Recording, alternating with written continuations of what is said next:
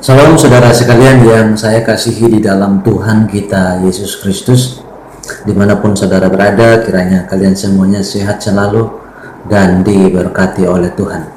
Nah, pada saat ini saya akan membahas satu isu, yaitu mengenai kondisi tubuh kebangkitan.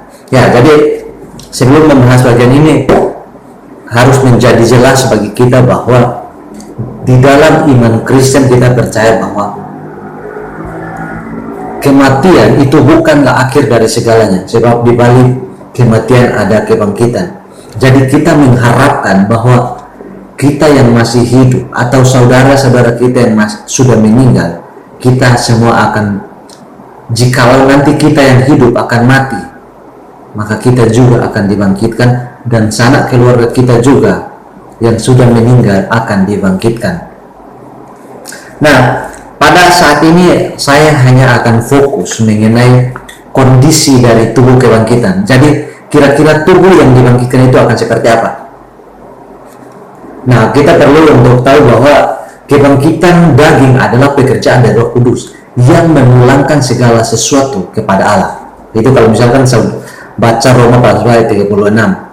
Nah, perjanjian lama maupun perjanjian baru menunjukkan tujuan yang sama, yaitu mengenai kebangkitan. Misalkan kita baca ayat pasal 19 ayat 25 sampai 27 dan Yesaya 26 ayat 19, kemudian Daniel pasal 12 ayat 2. Atau saya bacakan dulu Daniel pasal 12 ayat 2. Apa yang dikatakan di sana mengenai kebangkitan?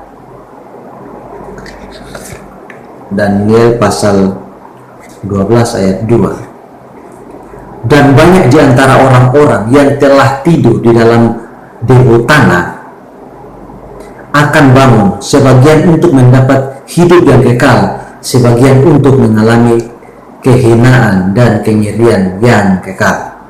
Ya, jadi perjanjian lama dan perjanjian baru juga sepakat bahwa kebangkitan itu akan terjadi.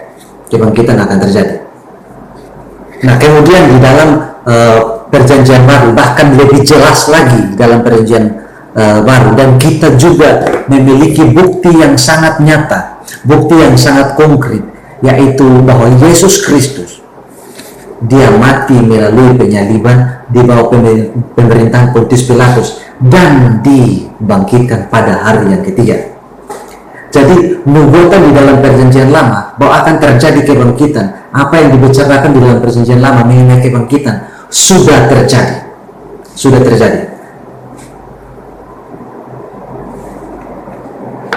Nah, itu menjadi sangat luar biasa bagi kita, orang-orang Kristen, mengenai ajaran kitab suci kita. Nah, yang harus disadari oleh setiap kita bahwa kematian adalah takdir dari semua kita umat manusia. Sebab ketika manusia pertama jatuh dalam dosa, hukumannya adalah akan mati. Ya, tapi kematian di situ tidak dilihat sebagai kematian jasmani, karena ketika mereka setelah makan buah yang dilarang itu, maka mereka tidak langsung mati. Mereka tidak langsung mati. Dan akibat yang mereka lakukan, kita semua mengambil bagian di dalam kejatuhan manusia pertama itu. Ya, di dalam itu jelas bagi kita dalam Roma pasal 5 ayat 15 sampai 17 yang dikatakan oleh Paulus. Nah, oleh karena itu kita harus mengakui bahwa hanya di dalam kekristenan kita menemukan bahwa kematian bukan akhir dari segalanya. Sebab di balik kematian ada kebangkitan dan kehidupan kekal. Dan jika kita juga percaya bahwa baik orang jahat maupun orang benar, ya, orang benar yang dimaksud di sini adalah orang-orang percaya, orang-orang yang berada di dalam Kristus akan sama-sama dibangkitkan. Jadi kebangkitan bukan hanya kebangkitan orang benar atau orang percaya, tetapi baik orang benar dan orang tidak benar itu sama-sama dibangkitkan. Ya, seperti tadi yang kita baca di dalam Daniel pasal 12 ayat 2, dan itu di dalam Kisah pasal 20 ayat 15 menegaskan kembali bagian itu. Jadi antara orang benar dan orang fasik yang tidak mengenal Tuhan juga akan dibangkitkan. Nah, dalam pembahasan ini seperti yang saya katakan tadi, bahwa saya hanya akan fokus untuk melihat kondisi dari tubuh kebangkitan, ya. Jadi ini hal-hal seperti ini kan berbicara mengenai hal-hal akhir, ya, eskatologi. Nah, itulah sebabnya saya tidak akan melihat atau membahas mengenai misalnya premier, amin, dispensasional dan sebagainya. Saya hanya fokus melihat bagaimana bentuk tubuh pada saat kebangkitan nanti, baik orang jahat maupun orang benar. Nah, saya mengutip satu kutipan dari Pak Muriwali karena saya melihat bahwa beliau ini adalah seorang teolog reformat yang sangat baik. Nah, di sini, dan saya juga sepandangan dengan apa yang dikatakan oleh beliau. Dia menulis di dalam bukunya Dogmatika Kristen Perspektif Reformat. Dia menulis begini: tetapi jika kita percaya bahwa penghukuman di dalam neraka adalah penghukuman yang meliputi tubuh dan jiwa, maka dapat disimpulkan bahwa tubuh kebangkitan orang durhaka didesain oleh Tuhan untuk kondisi penghukuman kekal. Demikian juga dengan mereka yang belum meninggal pada saat kedatangan kedua. Tubuh mereka akan langsung diubah sehingga cocok untuk penghukuman kekal. Ya, jadi berdasarkan apa yang disampaikan tadi oleh Pak Muriwali, kita melihat bahwa kebangkitan itu jelas seperti yang saya katakan sebelumnya, bahwa untuk orang benar dan orang tidak benar sama-sama akan dibangkitkan. Nah, sebagaimana orang jahat akan dibangkitkan dengan tubuh yang sudah didesain oleh Tuhan untuk mengalami hukuman kekal, demikian juga orang benar. Nah, orang percaya akan dibangkitkan dengan tubuh kemuliaan, ya. Di dalam 1 Korintus pasal 15 ayat 42 sampai 49 sangat jelas di sana. Dan yang masih hidup akan diubahkan saat kedatangan Kristus. Jadi kitab suci secara jelas menyatakan bahwa tubuh orang mati yang dikuburkan itu juga akan dibangkitkan, ya. Perhatikan dari pasal 42 sampai 49 di dalam 1 Korintus pasal 15. Bukti bahwa tubuh kebangkitan adalah tubuh yang dikuburkan ke dalam tanah saat meninggal adalah dengan melihat buah suluk yang pertama bangkit dari kematian. Nah, kalau saya berbicara mengenai buah suluk yang pertama bangkit dari kematian, nanti saudara akan berkata bahwa ini tidak bisa gitu, karena yang pertama bangkit dari kematian bukan Yesus, tetapi Lazarus. Nah, memang benar seperti itu. Tetapi yang dimaksudkan di sini adalah merujuk kepada Yesus, bahwa Yesus ketika dia mati dan kemudian dia bangkit kembali, dia tidak mati lagi.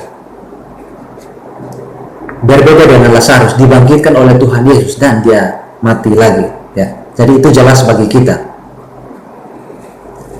Nah, saudara sekalian yang saya kasihi di dalam Tuhan kita Yesus Kristus,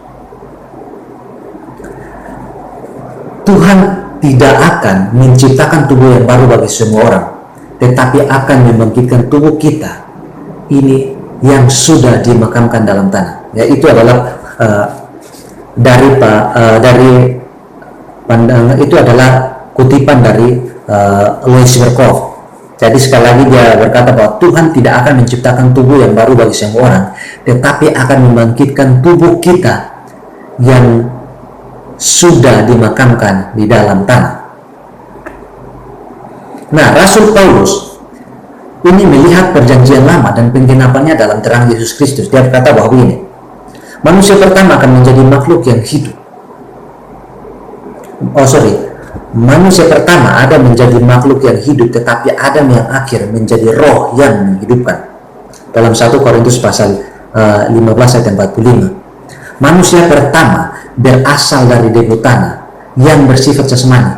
Manusia kedua berasal dari surga. Di dalam bagian yang sama di ayatnya yang ke-47.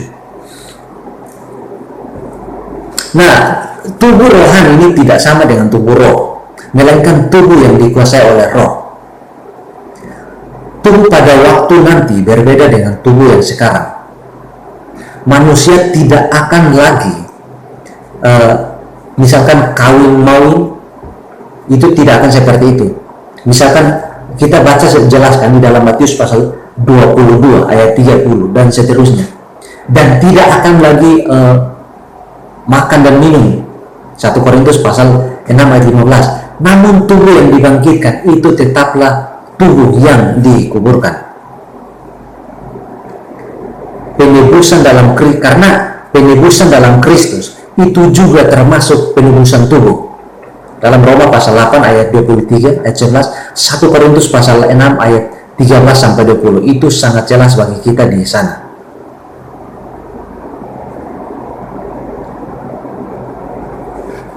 Nah, kita melihat bahwa setelah Yesus datang akan mengubah tubuh kita yang hina ini sehingga serupa dengan tubuh yang mulia.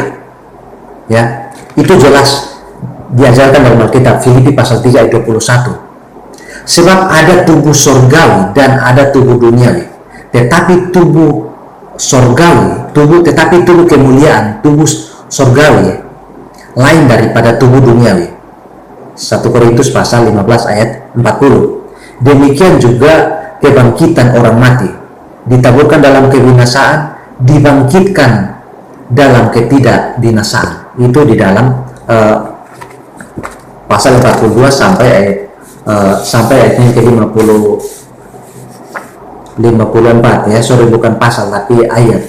Nah, perlu diingat bahwa Tuhan Yesus sesudah dia bangkit, tubuhnya dapat dikenal, melainkan tidak secara langsung. Tuhan yang harus membuka mata mereka, barulah mereka mengenalnya. Itu dapat kita baca di dalam Lukas pasal 24 ayat 16. Cerita mengenai dua orang yang berjalan ke Emmaus, Kleopas dan menurut banyak tafsir itu mengatakan bahwa bersama istrinya.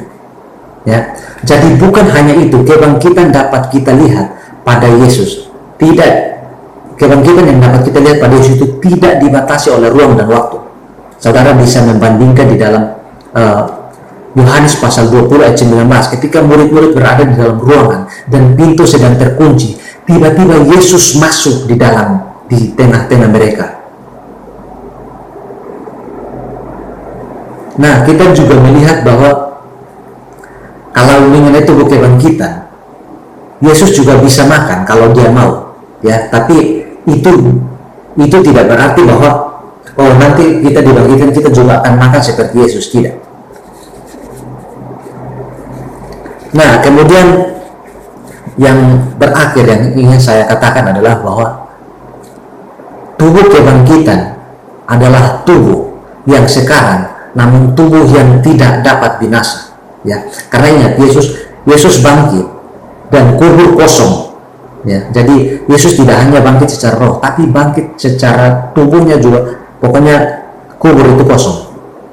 Karena harus diingat bahwa penebusan Kristus bukan hanya penebusan jiwa, tetapi juga penebusan terhadap tubuh. Jadi saudara sekalian, dimanapun saudara berada, ingat akan hal ini.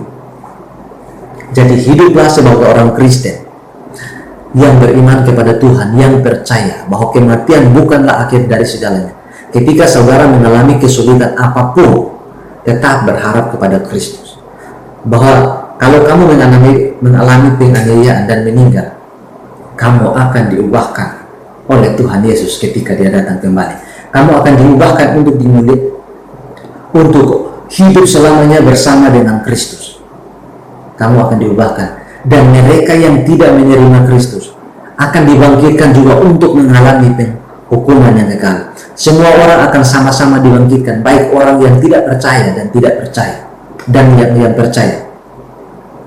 Jadi mereka yang tidak percaya akan dibangkitkan untuk dihukum, dan yang percaya akan dibangkitkan untuk mengalami kehidupan kekal bersama dengan Kristus.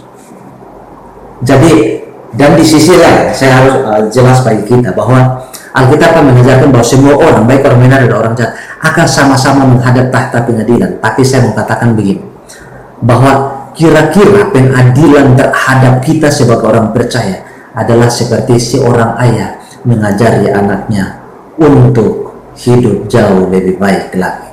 Jadi tidak sama dengan orang yang tidak percaya, ya. Sebab di dalam Alkitab misalkan di dalam Roma, ya, bilang barang siapa yang ada di dalam Kristus tidak akan lagi mengalami penghukuman, dan itu sesuatu yang istimewa bagi kita, bahwa pada akhirnya kita tidak akan dihukum lagi, sebab penghukuman itu sudah terjadi di dalam Kristus. Murka Allah yang harus dicurahkan kepada kita, kita tidak menerimanya sebab Kristus menggantikan kita. Terus pegang itu dalam kehidupan, dalam dimanapun kamu berada. Jangan pernah tinggalkan Kristus karena alasan apapun. Tetaplah teguh berpegang pada imanmu kepada Tuhan Yesus Kristus, dan percayalah Dia akan menolong dan memberkati. Tuhan kiranya memberkati saudara sekalian. Shalom.